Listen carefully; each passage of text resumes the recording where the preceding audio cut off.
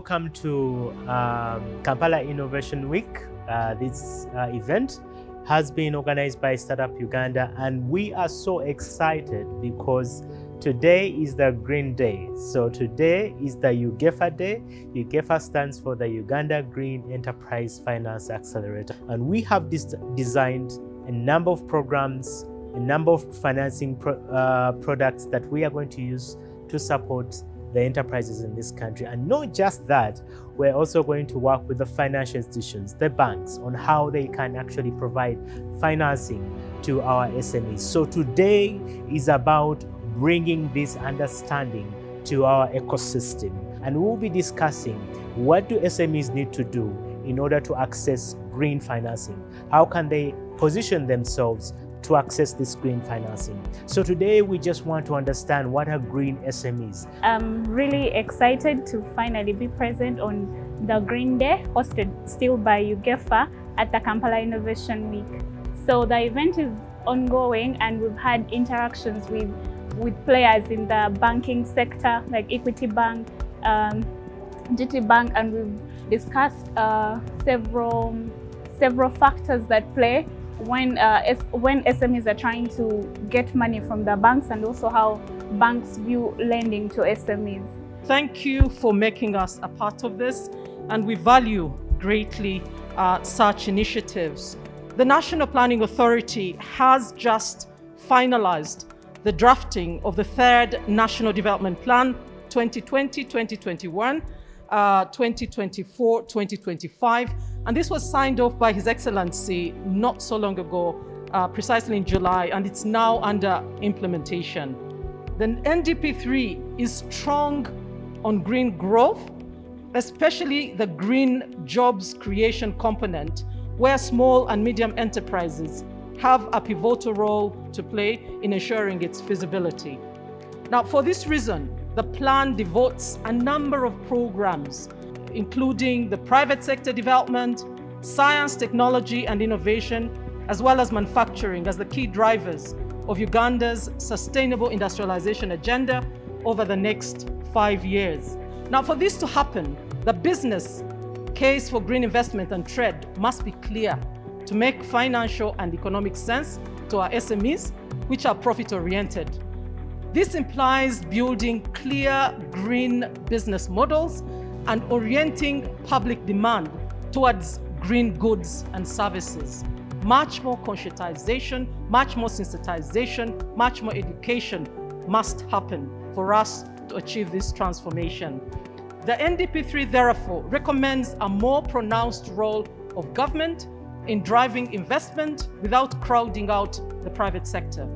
This will entail de-risking investments through addressing soft and hardware green infrastructure deficits, provision of green technology upgrades, fostering eco-labeling, green physical incentives like tax waivers on green technologies, capacity building of SMEs, and improving corporate government or corporate governance to enhance competitiveness of green investments. So potential investment opportunities include, for instance, in the provision of clean energy, because energy access is at 28% of the population, which is below the sub-Saharan average of about 45%, targeted to 60% by the end of NDP3.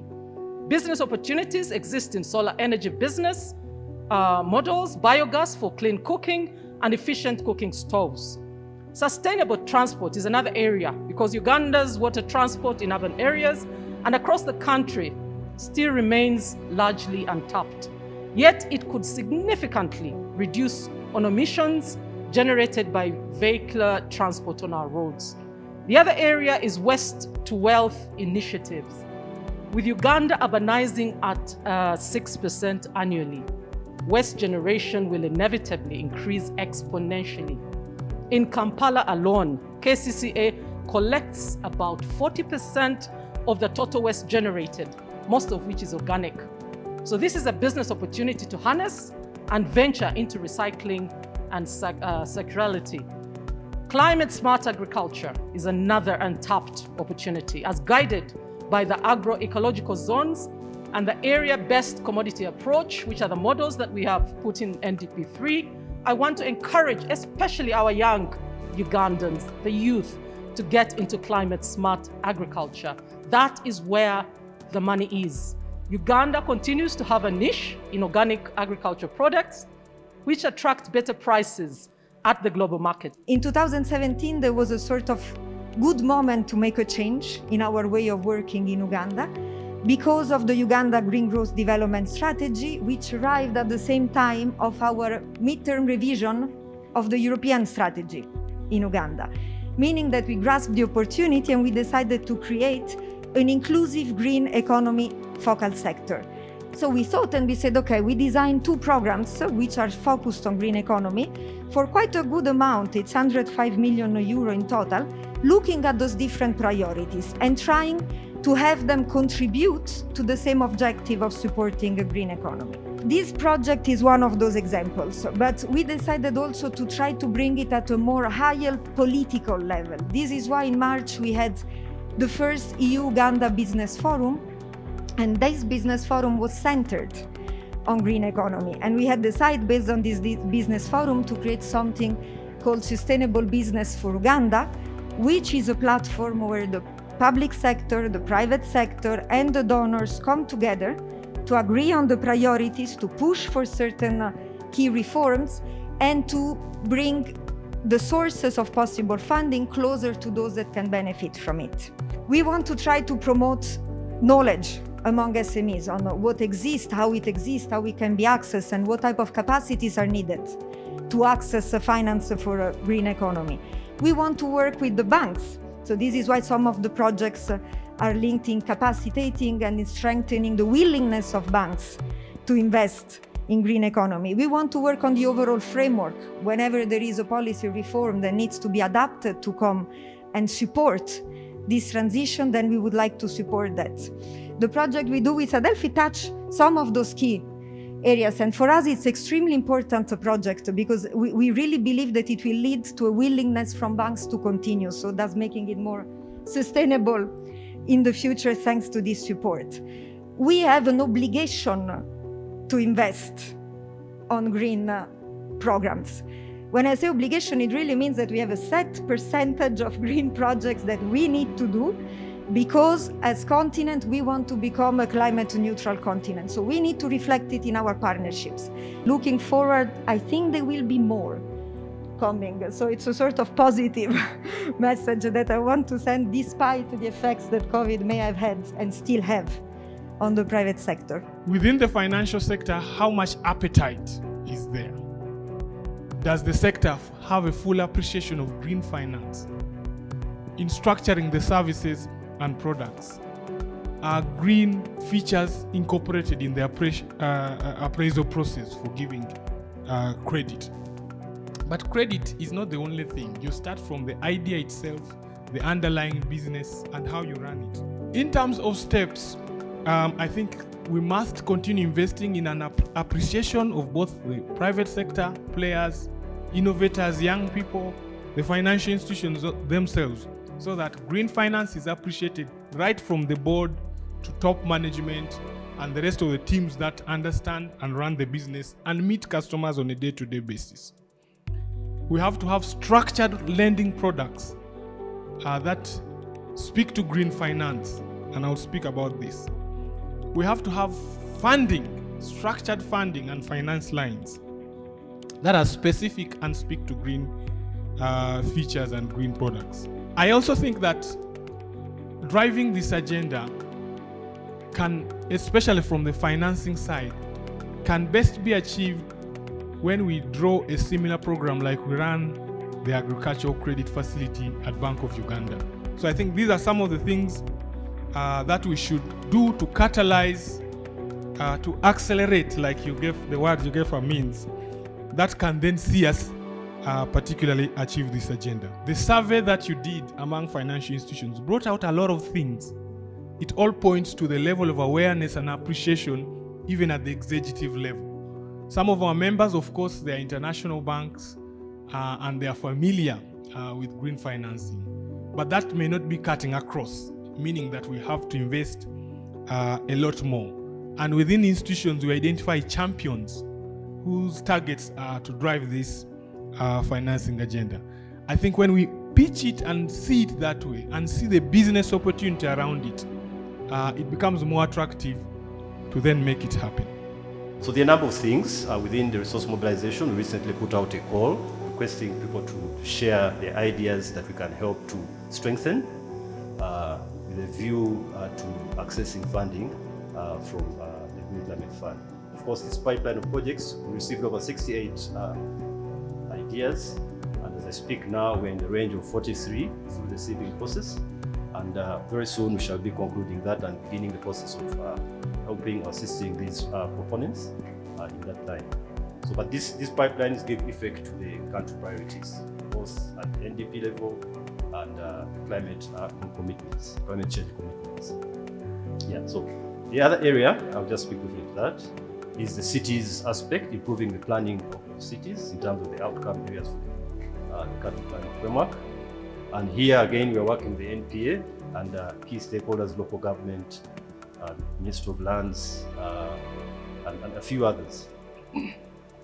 We are supporting 4 of the new cities in greening their plans and being able to tease out, if you like, investment priorities. And as part of our outcomes, which is also supported by the EU within the same framework of UGEFA financing framework, we expect to have at least 12, if you like, investment commitments over the next couple of years, 3 years. So we're in the process of actualizing that now. We've recently started in that. It also has an industrialization component. So it's greening urbanization and industrialization. So as I speak now, some teams are in the field trying to tease out, for instance, which are the green investment opportunities. If I speak to the third area, which is around increasing access to electricity around the country, but with a focus on renewable energy, we've done quite a bit there in supporting the Ministry of Energy, in ensuring that the revised energy policy is renewable energy focused and provides a basis or an enabling environment for actors to take opportunities there. Related to that also, on the financing aspect in terms of renewable energy, we are working with Centenary Bank in trying to help them revise their renewable energy financing product. That comes also with capacity building. So we're talking about training about 50 people across the country and also trying to institutionalize that renewable energy product and also the related capacity building within the bank's existing structures. SMEs are not highly digitized, so they employ a lot of manpower. So by partnering with them as a financial institution, we believe that we are touching the young people who have ideas, they have fresh ideas. And we as a bank, we are a very innovative bank. As Kampala Innovative Week is showing us, we are a very innovative bank and we have the solutions when they're doing those businesses, the green businesses, to partner with them to make sure they move to the next phase. Data has it, statistics, they have it, that SMEs have a high rate of failure when they have just started. So if you start your business, you had an idea, maybe in the middle of the night, and then you said, okay, in the morning, I'm going to do this type of business. And in Uganda, mostly we see what the other person is doing, and then you copy and do. You have not done research, but you've said, you know what, let me go into this business. That business it is risky. Why? You don't have the expertise in that business yet. Fine, you may have read it online, but the practicality of that business is different on the ground when you go there and run it. That's why we say, if you have been in the business for a period of time, it is easy to deal with us. The questions will be fewer because you have a track record, you have the experiences. Now just imagine if you started a business in March and then we closed down the economy for 8 months. It is new. You'll be back in the village. But again, there are ways around that. We deal with ecosystems as Equity Bank, where we say you are in an ecosystem. Who is your buyer? Who is your seller? If at all you have knowledge of the field that you're dealing in, there could be conversations we could have and say, okay, fine, how can we mitigate this? That's why collateral, we come back to collateral, because you don't have a track record. It was really very interesting to hear deliberations from policy makers, we had representatives from National Planning Authority, we had Uganda Bankers Association, well represented by Wilfred Owor. We also had bankers well represented. So we're mainly discussing the role of SMEs towards, sustainable economy in Uganda. So mainly UGEFA is targeting green SMEs. And these green SMEs will be prepared both through financial and non-financial support in ensuring that they get ready for financing from the commercial institutions. What UGEFA will do will be to discount the loans that have been given to the SMEs by 25%. So to me, it was a lovely day at Kampala Innovations Week.